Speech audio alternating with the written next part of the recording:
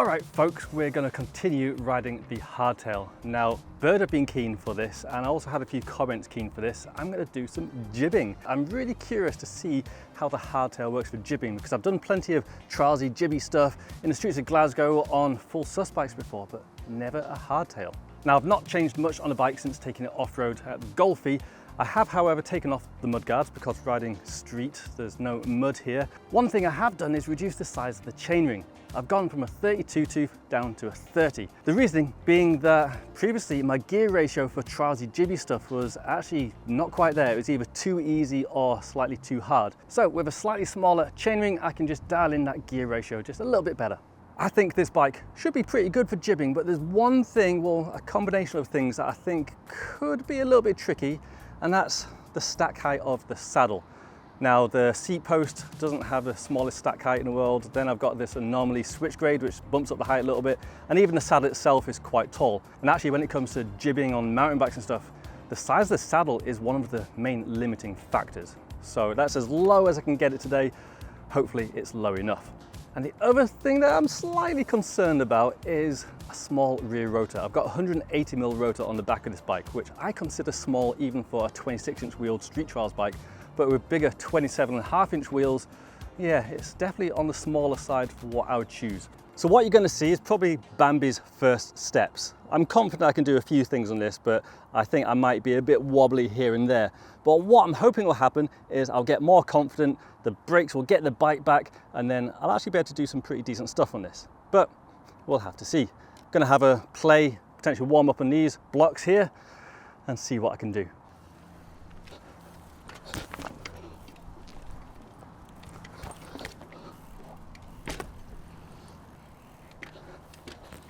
Oh, on my Hex it fits on these blocks so nicely. Definitely glad I've got a bash guard.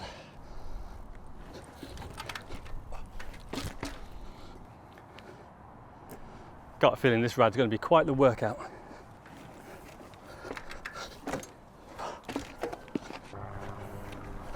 Oh, it's not my Hex. It's not my Hex.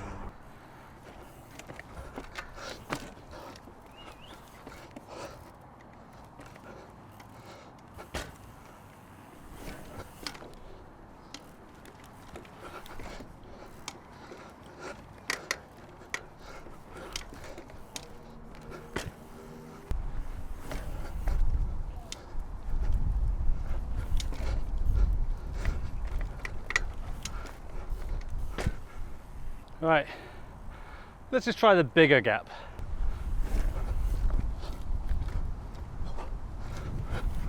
Ah, no problem.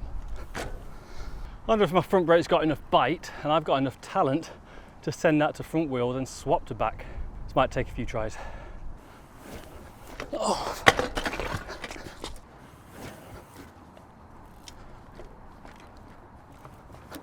Oh.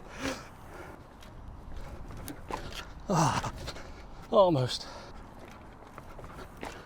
Oh, you son of a bitch.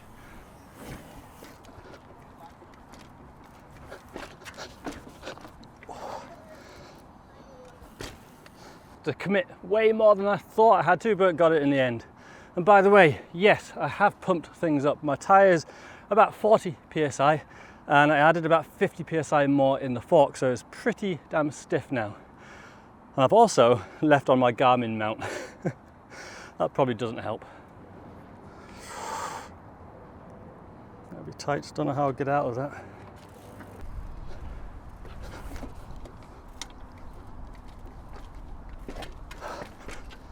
Ooh, that's horrible.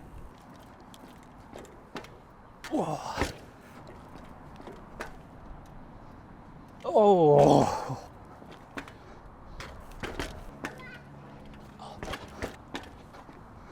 Oh, come on. Oh,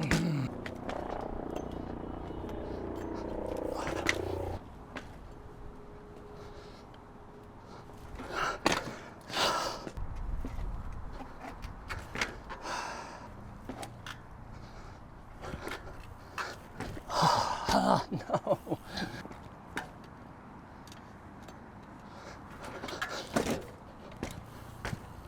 I kind of almost want to accept that, but I can't. So close. Ah, come on.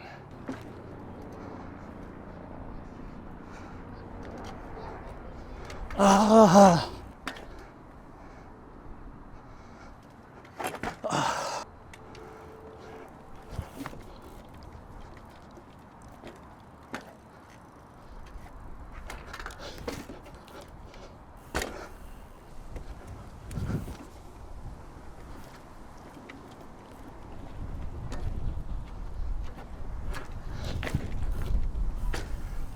That was really, really hard.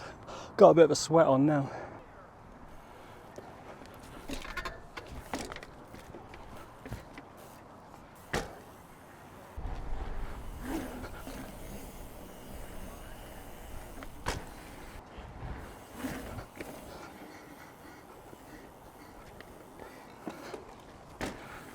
Right, I've come round to the back of the building now. This is where all the interesting things are, including this ramp here. You may have seen Chris Kyle do some pretty wild flares off this thing, but I'm not good enough to do that. Plus, this bike can barely fit in this transition, but I'm still gonna challenge myself to try and get up and over this thing. Now, you'd think I'll just basically just ride into it and air it up onto the top, but I find this transition is pretty steep, even with 26-inch wheels, but with 27.5-inch wheels, my 10 is going to be slightly different. I'm essentially just going to have to manual into it and try and get on top. I don't think I'm going to get this first try, and I'm really quite worried about going off the back of the bike and get snagged on this saddle, but fingers crossed that doesn't happen.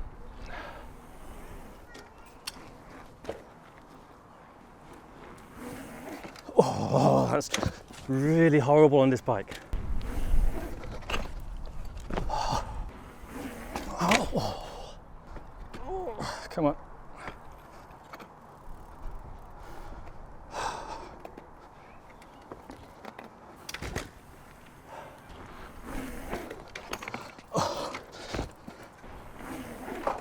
Oh, nearly there. Oh, that's a long way down. Or at least it feels it.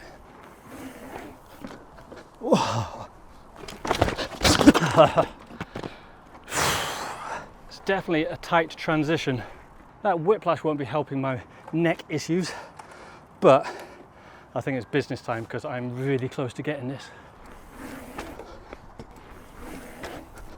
Ah.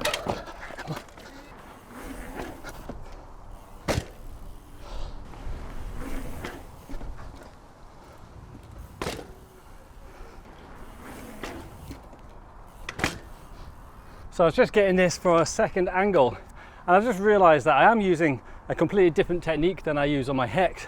On the Hex, I'm manual all the way up, whereas this one, I'm manualing, but then I'm tapping my front wheel, because taps with front suspension are really, really nice. And it's actually flying up. It almost feels like I'm just gonna go straight over and overshoot it. So it actually ends up being a bit easier on this bike, I think. Did not expect that. Got a pretty tech manual here. Don't know if I can do this, but I'm gonna give it a good shot.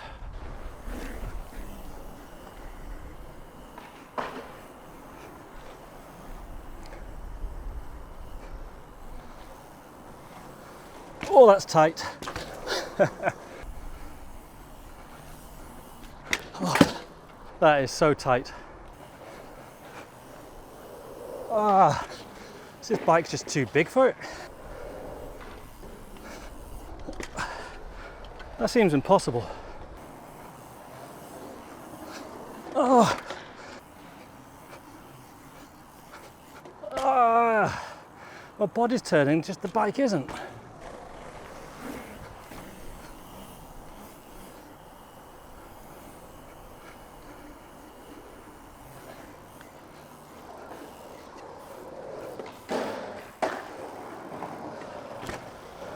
That is so cheating.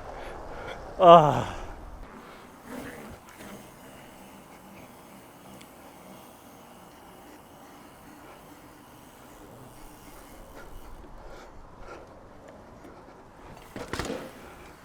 I honestly think that's as good as I'm going to get that. That is so much harder than I thought it was going to be. I don't want to spend too long on it because there's other stuff I want to do. So, what else can I do? Can't come and ride Glasgow without coming and riding the noisiest place in the city. It's also one of the glassiest places and one of the highest contrast lighting wise in all of Glasgow, so hopefully the cameras can cope. I say cameras because I'm filming this on 2 DJI cameras at the minute, one horizontal, one vertical, just to see if I can get those social clips a bit more dialed. But yeah, I'm going to try some stuff, going to try some bunny taps, going to try some bollard gaps, you know, the usual stuff I do here every single time. Hey. Right, I'm actually just going to start business time, because why not? I'm going to take this off eventually anyway. Right, how long until I get my tyres slashed?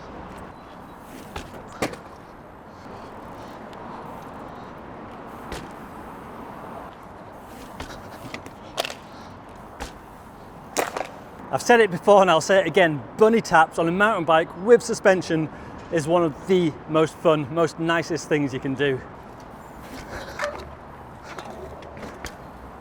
I miss the old barriers that used to be here with the nice flat tops. They've been moved over there, but they're not as in a good place to ride. These ones with the bumpy tops just aren't as nice to ride. But I'm determined to bunny hop to front wheel, swap to back and get over and hopefully not go over the bars in the process.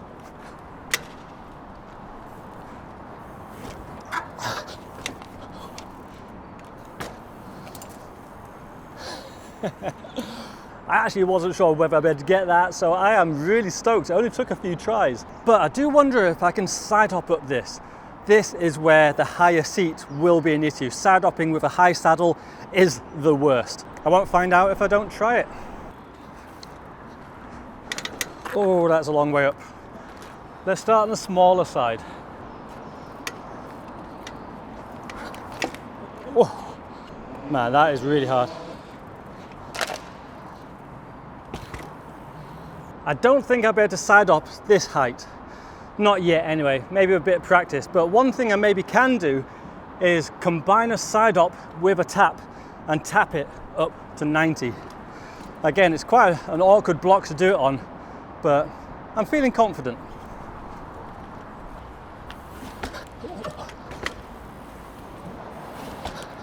Whoa, come on. Whoop. I was sure I was going to slip off then, hence that dangling foot. Let's tidy that up a bit. Whoa. Better, but we can still tidy that up some more.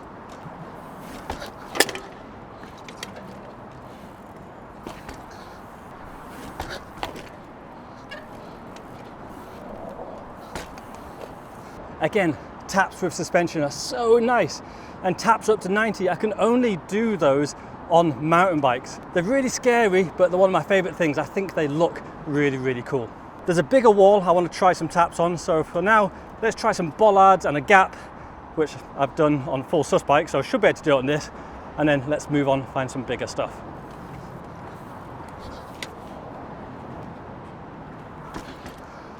Right, I've just remembered how much of a battle this was the last time I tried this on a mountain bike. I'm a glutton for punishment.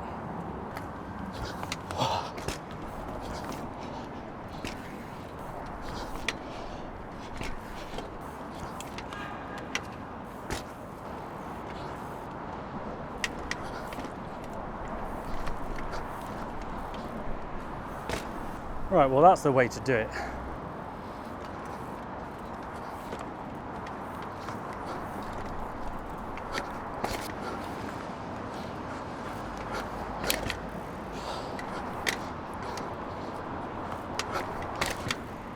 What the hell? Not getting anywhere near it.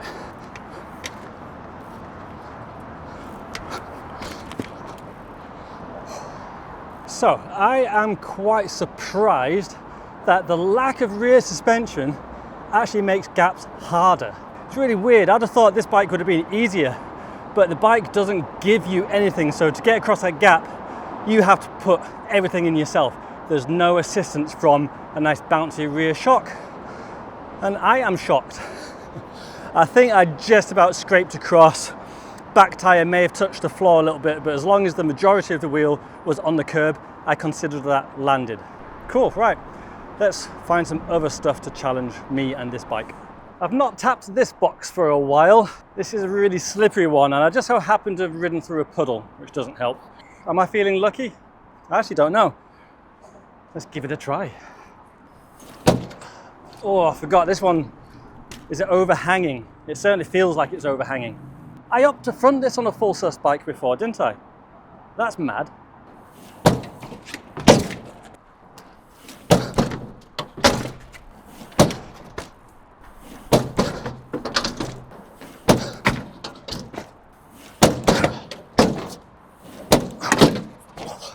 As far as bunny taps go, this isn't that high. It's just a mind game because it is leaning ever so slightly towards you. Oh, I got the back tire up there, but my body weight was, I don't know, the other side of the river somewhere.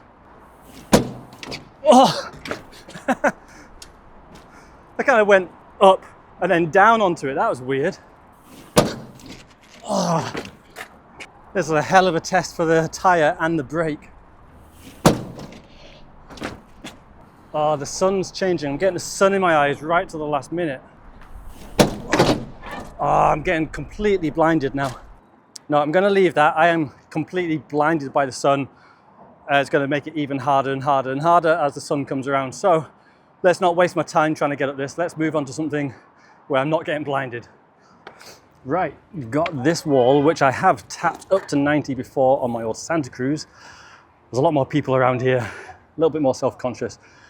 I may end up smashing the hell out of my bike or this wall or both, or going over the other side. But there's a high chance I might actually make this as well.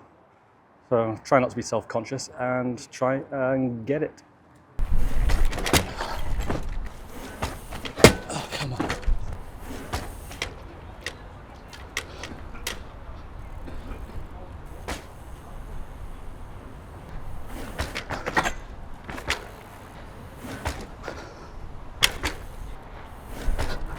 Oh, almost.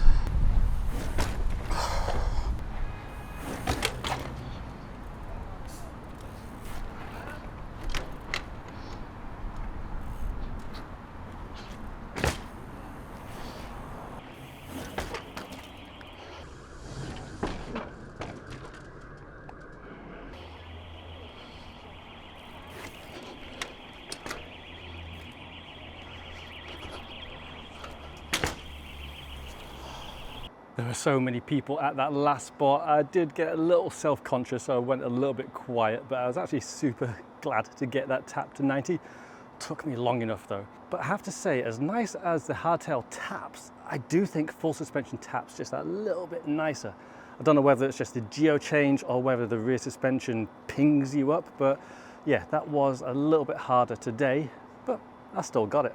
I'm actually really glad I got it because I wasn't sure whether the higher seat was gonna let me do it, but it didn't bother me at all, so that's actually really quite pleasing. So as you've gathered, I've moved on, and you may recognize these blocks from videos in the past. These are quite nice, just a gap across and onto the wall at the other end. I've never been kicked off here, but never say never. I'm gonna see how many attempts this takes, and yeah, I'm hoping not too many. First things first, I actually need to be able to tap up this first wall.